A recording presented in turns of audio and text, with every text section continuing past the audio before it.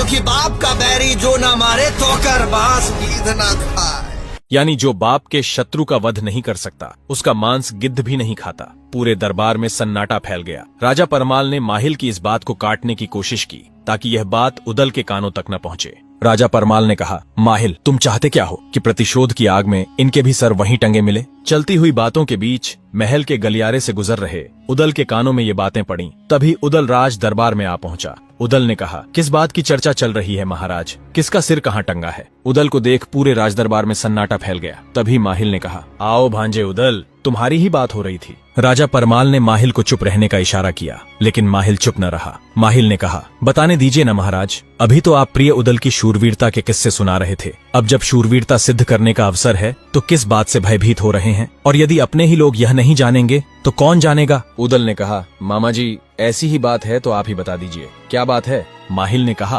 प्रिय भांजे उदल, मांडवगढ़ में तुम्हारे किसी पूर्वज की खोपड़ी टंगी है। अब तुम अपनी माँ से जाकर पूछो कि यह खोपड़ी किसकी है, वही बता पाएंगी, क्योंकि मेरी इतनी हिम्मत नहीं है कि मैं तुम्हें सब कुछ बता पाऊं। ये सुनते ही उदल एक क्षण के लिए भी राज दरबार में नहीं रुका और सीधा अपनी माँ के पास जा पहुंचा। उदल ने कहा, माँ सच सच बताना, हमारे कुल के किस पूर्वज की खोपड़ी मांडवगढ़ में टंगी है? देवलदे का चेहरा बदल गया। उन्होंने कहा, खोपड़ी? कैसी खोपड़ी? मैं नहीं जानती ऐसी किसी भी खोपड़ी के बारे में। उदल के मुंह से ये बात सुनकर देवलदे डर गईं। वे समझ चुकी थीं कि आगे क्या हो सकता है। उन्होंने बात को टालने की कोशिश की, लेकिन उदल टस से मस नहीं हुआ। उदल की जिद के आगे झुकते हुए माता देवलदे ने उस भयानक पल को याद करते हुए कहा कि टंगी खोपड़िया बाप चचा की मांडवगढ़ बरगद की डार, आधी रतिया की बेला में खोपड़ी कहे पुकार पुकार, कहवा आला कहवा मलके कहवा उदल लड़े ते लाल, बच के आना मांडवगढ़ में राज बघेल जिए के काल। बेटा, जब तू मेरे पेट में था तब मांडवगढ़ के राजा जंभे ने महोबा पर आक्रमण कर दिया। उन्होंने तेरे पिता और चाचा का सिर काटकर उसे बरगद के वृक्ष पर टांग दिया। पिता और चाचा के साथ हुए अमानवीय व्यवहार से उदल क्रोध से जल उठा। उसके भीतर बदले की आग भड़क उठी और उसका चेहरा गुस्से से लाल हो गया। उदल का क्रोध इतना प्रबल था कि उसे देखकर माता देवलदे का दिल भय से कांप उठा। क्रोध में रक्त प्यासी आंखें लिए उदल ने प्रचंड गर्जना के साथ माता से कहा, महादेव की सौगंध, उन दुष्टों के सिर काटकर आपके चरणों में न रख दूं, तब तक मैं आपको अपना चेहरा नहीं दिखाऊंगा।